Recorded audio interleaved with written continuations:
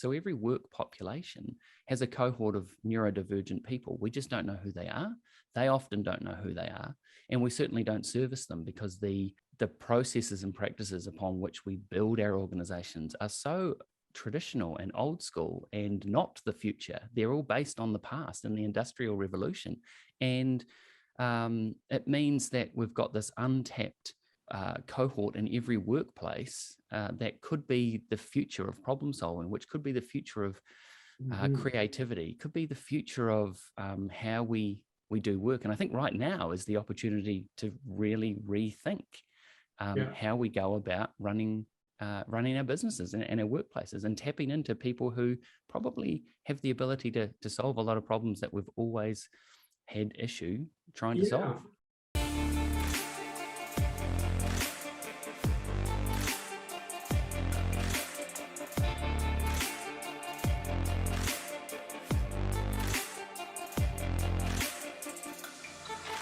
Hello and welcome to Say Hi to the Future, a podcast aimed at highlighting the human side of ingenuity. My name is Ken Tenser, CEO of SpyderWorks, a leading business consultancy for mid-market organizations and entrepreneurs globally. With me today is Callum McKirdy, speaker, author, and creator of an ADHD online community, where he mentors neurodivergent adults looking to unleash their full potential.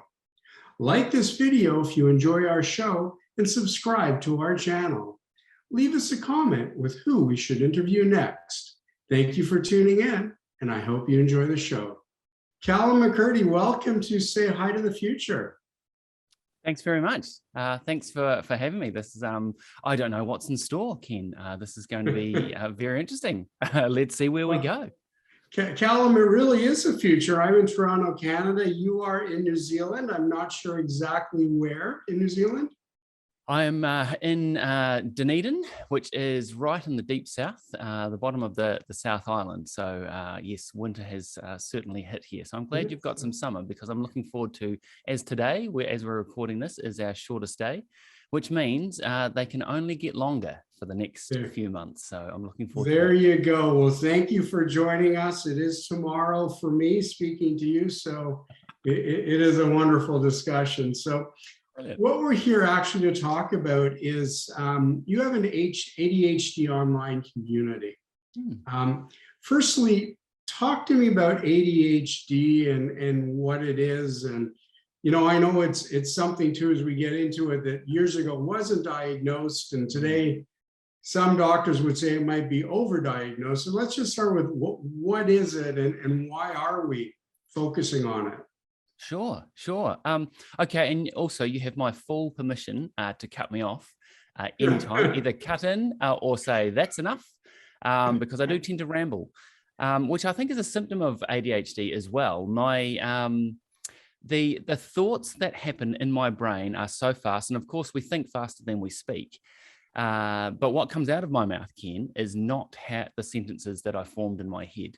So I tend to go round and round. I also look to loop back into conversations as well, because part of ADHD or a common symptom of ADHD is around executive functioning, so decision making, but also keeping track. So I have very low or little working memory, which is I've got a great long-term memory, but I have very little working memory, in that I can't even remember the question that you've just asked. So I get lost in conversation, and I look for cues with people to sort of help me figure out where I'm going, how I'm tracking in the conversation. Am I actually making any sense, etc. But I try to buy myself a bit of time when I'm talking. So to start off, you have my full permission to cut in and say, yep, answer the question, let's move on. But ADHD, so it stands for Attention Deficit Hyperactivity Disorder, and it's one of these collectives of conditions, we'll call them. I refuse to call them a disability,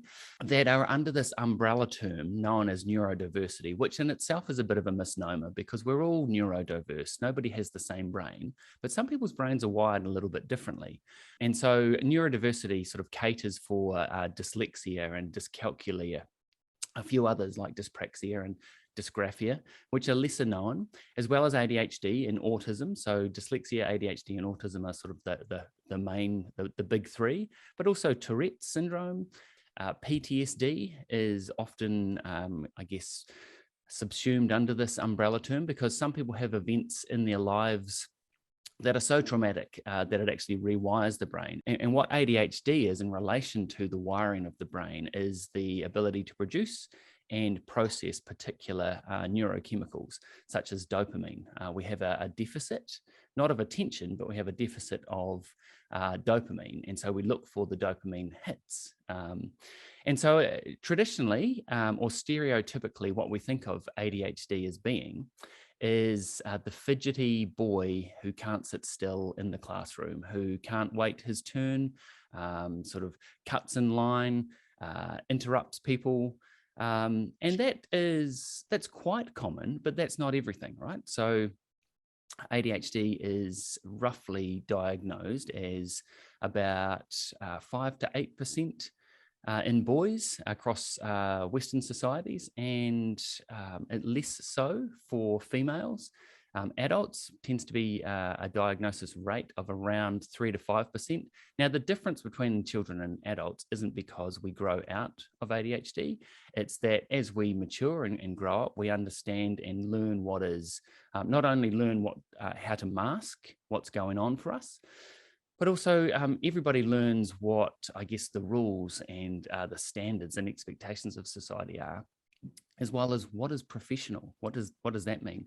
Which means actually there's a whole lot of people at work who are masking what's going on for them. Mm-hmm. And across that umbrella term of neurodiversity, there's a real underdiagnosis. So around about 80% of people who are naturally born as neurodivergent, as opposed to neurodiverse, 80% are undiagnosed. So they have no idea what's really going on for them. Now, coming back to ADHD, just I guess to round out the question, it's a way of experiencing the world that is not too dissimilar from neurotypicals or from, the rest of the world. It is simply, I guess, a function of needing some additional stimulation in order to be able to focus. So, for example, we find it really, really easy to hyper-focus on things that we're really interested or passionate about, but everything else is more or less dead to us. And it's actually the same with time. So what a common trait of ADHD is time blindness, where we really struggle with looking at the gravity or the length of time. So for me, 2 minutes away has, I guess, the same feel, the same vibe, the same impact, even probably the same consequence in my mind if I'm to think about it, as 2 years from now. There is no difference between them. Right. So for us, there's now and not now, which can be quite troublesome. It means this is why we're often late to things. Right. But being really conscious that I am very, very, very time blind, I'm never late for things. So there's some characteristics there. Yeah, no, thank you for that. And so as I'm understanding, because I know your background, if I'm not mistaken, I mean, you don't have a medical background. I mean, I think if what I'm correct, you studied human geography, which you can also tell me what it is. So tell me what human geography is, and tell me how you've come to know or understand so much about it. I mean, when you talk about ADHD and neurodivergence, it seems like because you have this personal relationship with it, if you will, you have done your own research to understand yourself. Is that sort of how you came about it? Absolutely. And research is the perfect word, because I'm going to throw that right back at you, Ken. And because you and your sidekick, Sonia, have clearly done your research and your homework. I get asked to go on podcasts and interviewed across the world all the time. And nobody's actually asked me about my human geography degree. And I guess so well done. And thank you. Like, I really appreciate that.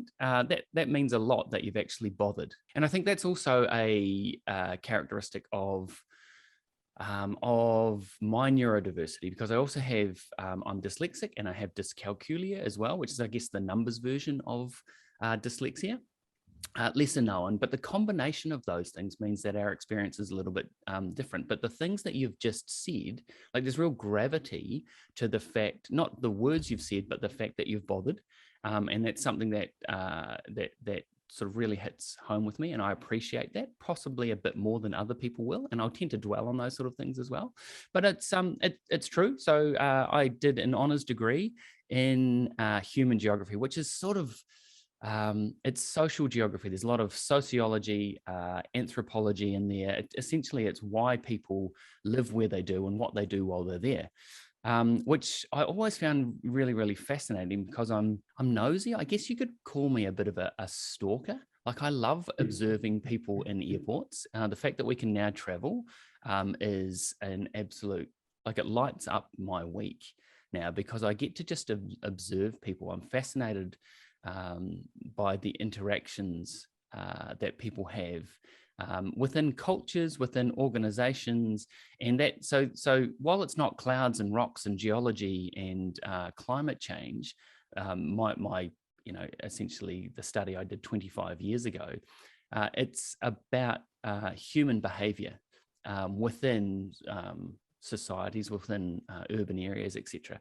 And that translates really well into my work that I sort of fell into after university in the human resources and sort of the people profession, which is essentially I guess a condensed version of why people live where they do and what they do while they're there, into why people work where they do and what they do when they're at work. And I'm fascinated by behavior at work. And I was always intrigued by that. Now, having not been, I guess, knowing that I was dyslexic, but not knowing or not being diagnosed with ADHD until I was 42, I had no idea what was going on for me. I thought lots of people thought my way, and I had no real idea why, even as I worked my way up pretty steadily into sort of senior HR roles and into leadership roles, executive roles as well, I really had no idea why why what was considered best practice in the world of HR across the profession never made any sense to me. But because I wasn't diagnosed, I didn't know what was going on for me. I just went along with it, right? And it dawned on me when I was diagnosed, and I did a whole lot of sort of regression thinking, looking into my life and what I experienced. And I thought, well, I'm not a good holder of knowledge, so I'm not particularly, I wouldn't consider myself very intelligent. However, I'm really, really good with people. And that's something I've never had to work at. So it's always come naturally. And that's also a characteristic of ADHD and dyslexia as well. So dyslexics have really high, I guess, empathy registers. We can sense the vibe and feeling and emotion almost as people walk into the room. And I've always been able to do that as well. And so I'm sort of fascinated by people, but also fascinated by the fact that the processes and the policies and the practices within, I guess, workplace management systems never made sense to me, but they seem to make sense to everybody else. And so when I was diagnosed, that really intrigued me. And I thought, well, actually, my professional experience and my lived experience means that I can be the bridge between people who work doesn't work for them, which are our neurodivergent people, which are sort of a good 10, maybe even 20% of every single workplace. So every work population has a cohort of neurodivergent people. We just don't know who they are.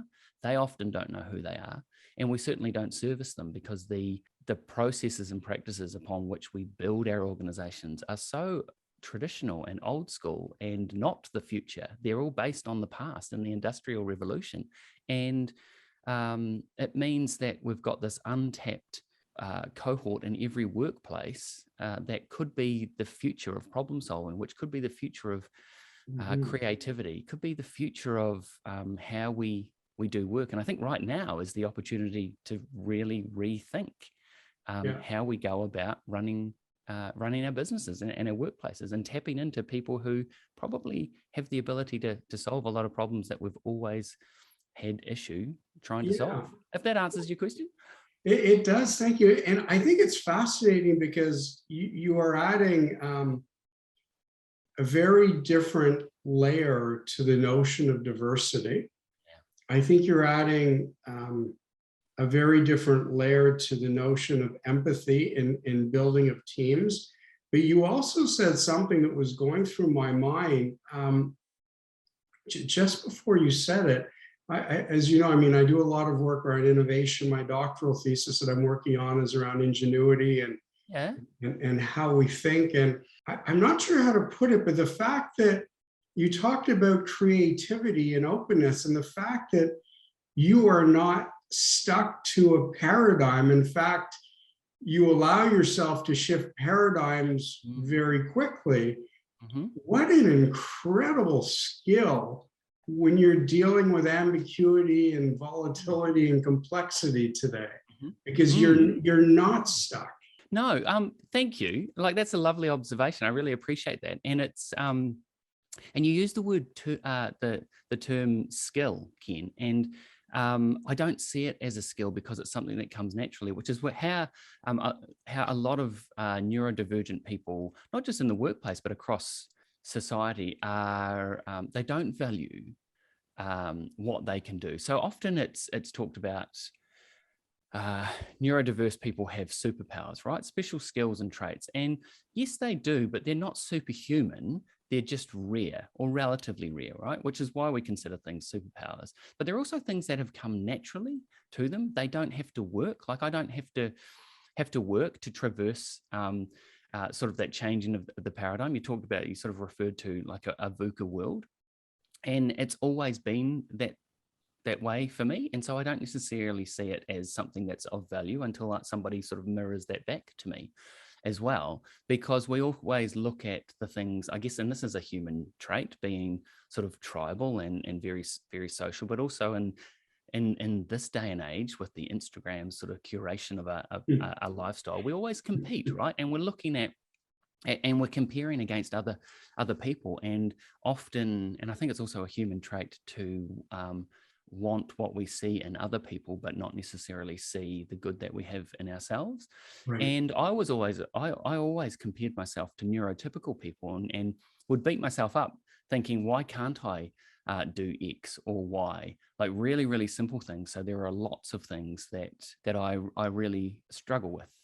Rote learning. I have no short-term memory. So when I'm going into a workplace and there's an iPad to sign in there with and do the health and safety thing, or checking in with an airline at the sort of the e-kiosk there.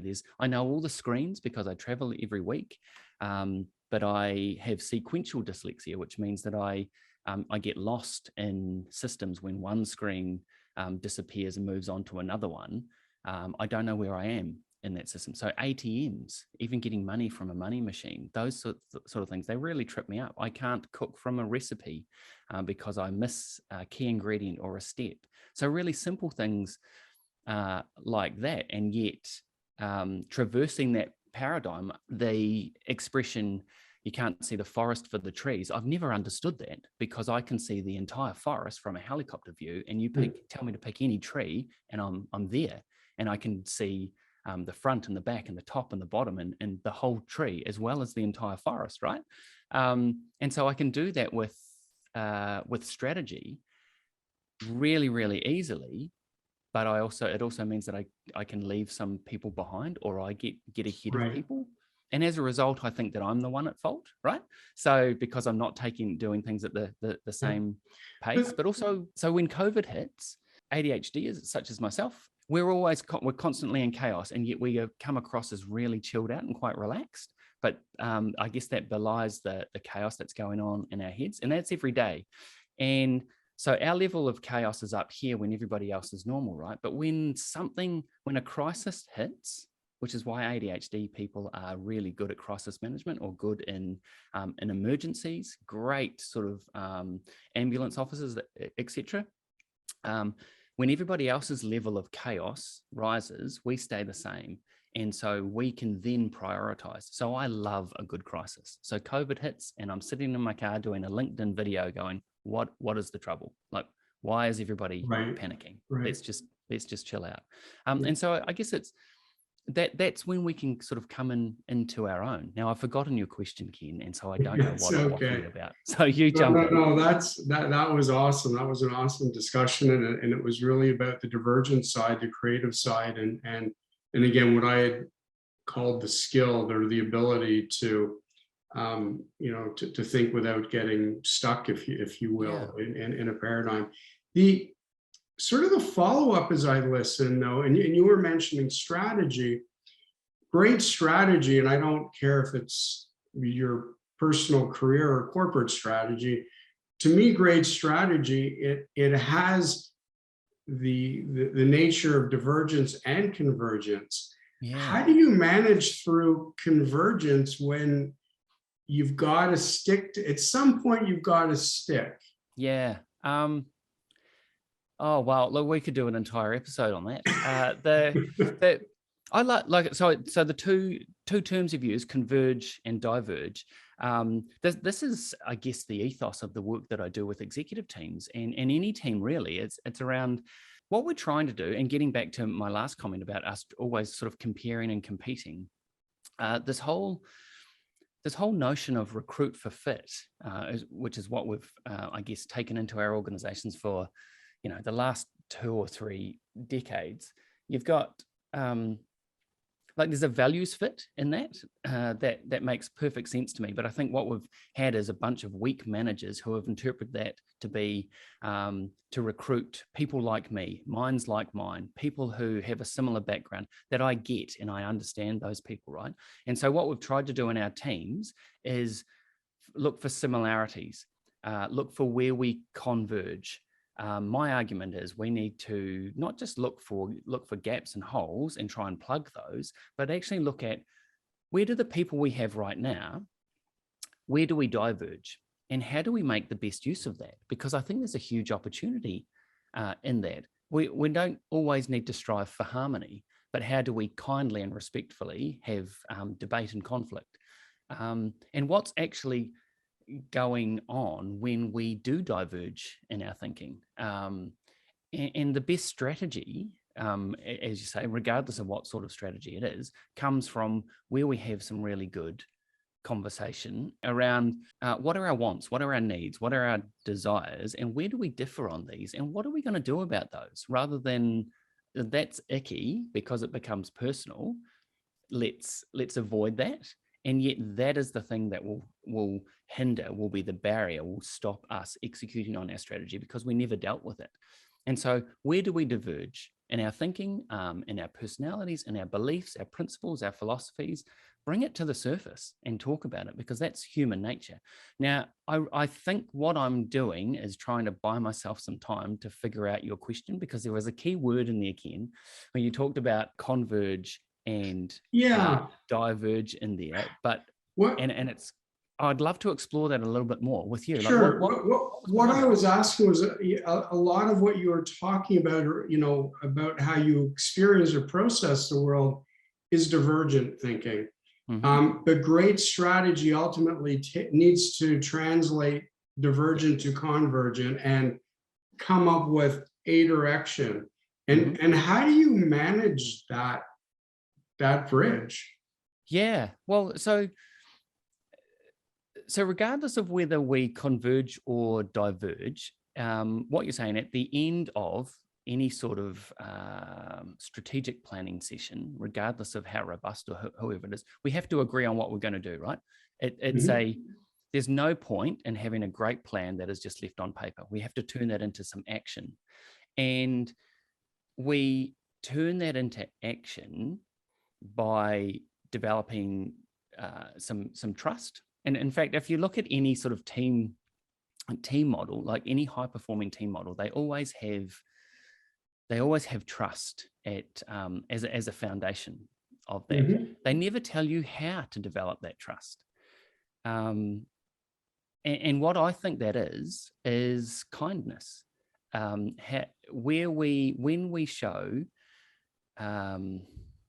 When we behave in kind ways towards our colleagues, trust grows. When we're unkind, we erode trust, right? A lot of people don't like kindness and think that's naff, that's not professional, it's it's just not appropriate for the workplace, and yet it's highly appropriate because it's how work functions, right? And so when we're kind, we build enough trust to really debate the stuff that needs to be debated, and where we don't agree and do agree, etc. But then turning that into action comes down to, okay, well, how can I in this team, if the three of us we're a team, how do we help each other in the delivery of that strategy? So I think a really kind thing for any team, regardless of level in the hierarchy of the organization, is if everybody was to turn up and each day say to themselves, how can I help Ken do what he needs to do? How can I help Sonia do what she needs to do? That's not do your job for you, but what can I do to make that easier? And if you thought the same for us, and Sonia thought the same for the two of us, it wouldn't mean that we go around in circles. It would mean we actually bring to the surface the barriers, the things we're really struggling with, and it would actually clear the path of helping us to define and decide what is the work in executing the strategy. Because all the organizations I work with, there's not a single one that does not fill itself with busyness, just because they're in that holding pattern going, I actually don't know what we're doing, what the direction is like. And so busyness is just trying some stuff, and trying some stuff is great. However, we've got to have it's got to be meaningful trying of stuff, right? And so I think if we have the attitude of how can I help you do your piece towards this strategy today and this week and this month, then we actually tend to have conversations, really good conversations about what is it we're trying to achieve and how are we best to do that. Because as we decide on a strategy here, when we get 3 months down the track, it's no good looking back at the strategy going, how are we going? I think strategy is almost the catalyst and the kickstart, and then we review that as we go each day. Like that's the future today, right? It's everything's up for debate. Like it's hilarious. When I first started my career in human resources, I was in central government here in New Zealand. And the buzzword for strategies was to have a 2020 vision, which is still 20 years away, right? Now, all the way through that sort of 15 years of developing these 2020 visions, nobody had any idea that 2020 would turn out the way it did, right? And that was an absolute curveball. So we can't be wedded to those strategies. Like it's got to change and be iterative, and we've got to be able to deal with the disruptions as they come up. And I guess the segue there is, I believe it's our neurodivergent populations within our workplaces who can now tackle the new problems that COVID's thrown up at us, as everybody else tries to get back to normal, a normal which we'll never get back to, and we shouldn't strive to do that either. Like, I think that's a bit foolish as well. Wow. No, I love that. And I talk about the next abnormal, and I talk about embracing abnormal. And again, you mentioned, and we talked just a touch about the VUCA world and embracing ambiguity. Are some of these things we're discussing, when you speak to radically authentic workplaces and you bring in the fidget, are you supporting what we're talking about? And I've got to ask you this. We use the fidget too because we reduce stress in the corporations we work with strategically. So tell me about the fidget. Tell me about radically authentic workplaces and how that came to be. Oh, I'd love to. No, yeah, nice picking up on that. So the fidget spinner on my website, I guess, is a bit of a nod to ADHD, and also, like, I am a fidgeter, and I also believe in. I've got lots of things. As I coach here online, I have a silent drum pad, and I tap away with drumsticks, because as I move, and it's part of my hyperactivity, but as I move, I'm able to concentrate and able to focus on the person. If I'm told to sit still and listen, if I'm in a meeting and I'm not allowed to draw and sort of doodle on an iPad or on a piece of paper, then I I can't pay attention. So right now, talking to you, I'm actually making little figurines out of blue tack. And that just, it doesn't mean I'm not paying attention, but it helps me pay greater attention, right? So the fidget spinner is that. But also the fidget spinner has, I guess, 3 arms to it, which continually spin as well, because I think there's 3 facets of a radically authentic workplace. The first one is to have a catalyst ethos. And this is what I was talking about just a few minutes ago when I mentioned how good would it be if everybody came in to work with a sense of how can I serve the people around me? Because I think customer service, external customer service, is capped or limited by how we treat each other within the organization. Building a culture of internal service means that we can serve our customers better because there are no barriers, there's no back chat, there's no politics, there's no power play out the back of the store or between the store and head office. So everybody can actually be focused on the customer as opposed to focused on what Brian said in a meeting that made me feel like I was of little value, right? And that's what I'm going to take into the rest of my day, right? So there's the catalyst ethos, is serving the people around us to serve the people we're here to serve. The second point is around thinking differently about different thinking. How do we harness and leverage the uniqueness that's in every single team, in every organization? Because pick a team, pick an organization, pick a service line, pick a team within that team there isn't replicated anywhere on the planet, which means that there's a whole lot of opportunity and potential in that team. Are we making the best use of that? And do we actually know the people in that team? Do we know where we converge and diverge? What do we do about that as well? And are there some people in there who are what I class as, different thinkers?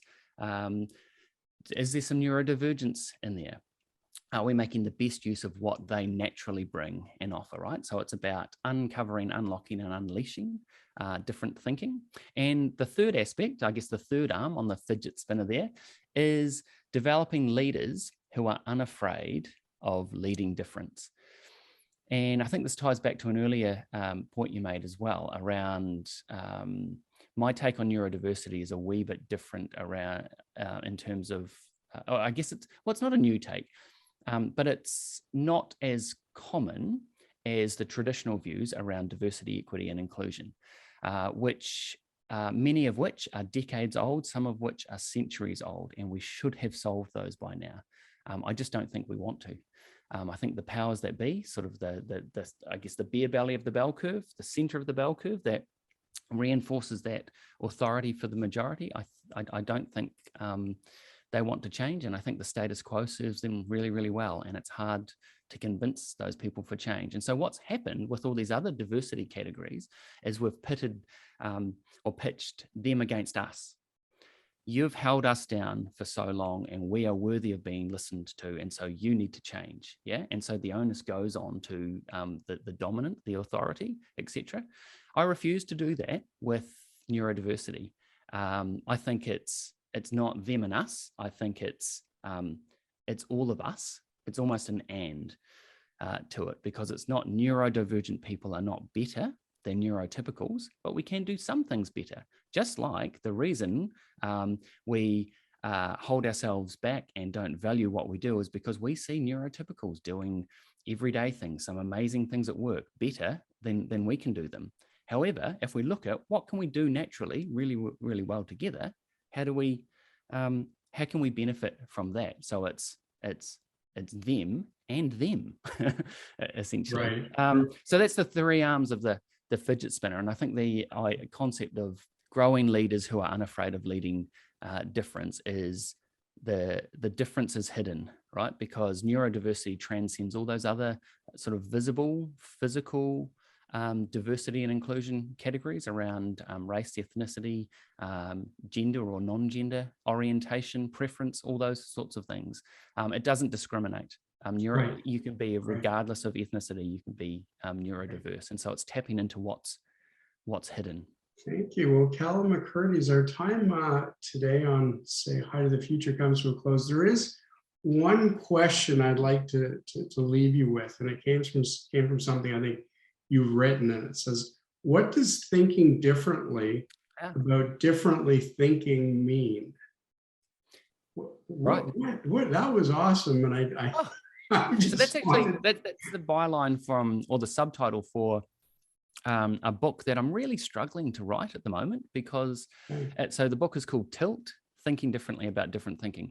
The reason it's called Tilt is because I never understood, whenever I would make a suggestion in sort of a planning meeting, or came up with an idea, people would look at me and sort of tilt their head and do this kind of, yeah, I'm not sure about that one. And I would be adamant, like I knew it was the right thing. Right. And quite often it was, but I was just a wee bit a step ahead. And so people needed time to catch up. That doesn't mean I'm smarter than people. It just means that I'm able to draw links between things. But I really struggle to justify or explain those things. And there are lots of people like me who think differently, but can't necessarily put that into words or explain that. Like I make the leap or the jump or the connection between things, but I can't tell you why. I just know.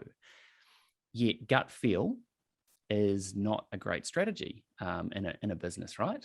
Going out on a limb. And so thinking differently about different thinking is, I guess, taking a step back and considering who are those people who are the challengers, often the problem children at school, those who don't necessarily fit the box. I guess they're the square peg in the round hole. People who are unafraid of asking the hard questions, are maybe holding back a little bit, who don't fit in, they're a bit weird, or there's something quirky about them, right? I think we need to consider those people because they experience the world a little bit differently. And so Tilt is a book around, and thinking differently about different thinking is, how about we take a positive slant on people we don't understand, because just because we don't understand them doesn't mean to say that their opinion isn't valid. And just because they're part of a minority around thinking and how we view those things doesn't mean to say that that's invalid as well. In fact, often it's the people who zig while others zag that gain the most or have the most to offer. And so I guess it's the reason I say it's really, I'm struggling to write it is because it's just all encompassing. And I also don't want it to be a standard sort of your normal business book as well. I want it to be something that's very pick up and put down a bull, if that's even a word, that you don't have to read it from cover to cover, but it is more a series of questions rather than a bunch of knowledge to be learned, but it's maybe a new take on how can we tease out the goodness that resides in people that perhaps we have written off, or we don't think fit, but they desperately want to as well. And to flip that, to go, actually, we want the people who traditionally haven't fitted, and how do we gain from their essence as well? So thinking differently about different thinking is just a different take, I guess, on people who, I guess, diverge more than converge, I guess, just to wrap up, to go full circle with your question. Perfect. Well, you know what? Thank you, Callum, so much for being on the show today. It was a wonderful conversation, and I really look forward to speaking with you again and not too far in the future. Yeah. Thanks very much. Like, I really appreciate the opportunity to come and chat with you. Lovely to meet with you. Great questions. And thanks so much for, I guess, doing some work beforehand. I really appreciate it. I really love chatting with you, Ken. All the very best. And I look forward to meeting perhaps in person sometime soon in the future. Thank you.